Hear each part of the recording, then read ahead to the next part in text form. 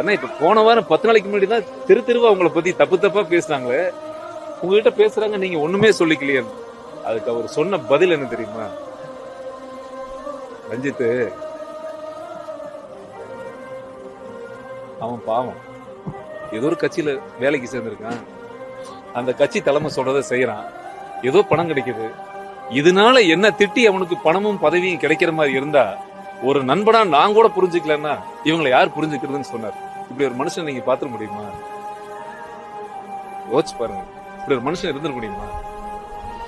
இன்னைக்கு சொந்த தாய் தகப்பனுக்கு அண்ணன் தம்பிக்கு பிரச்சனையா இருந்தா அருவாள் எடுத்து உடனே வெட்டணும் பகை உணர்வு இருக்கு. ஆனா மனசுக்குள்ள என்னை எதிர்த்து பேசினவங்க கூட நல்லா இருக்கணும், என்ன திட்டி அவங்களுக்கு அதுல ஒரு காசு கிடைக்குது, என்ன திட்டி அதுல ஒரு வருமானம் வருதுன்னா ஒரு நண்பனா நான் கூட புரிஞ்சுக்கலன்னா வேற யார் புரிஞ்சுப்பாங்கன்னு சொன்னார் பாருங்க. கிரேட் இல்ல? Download ShareChat.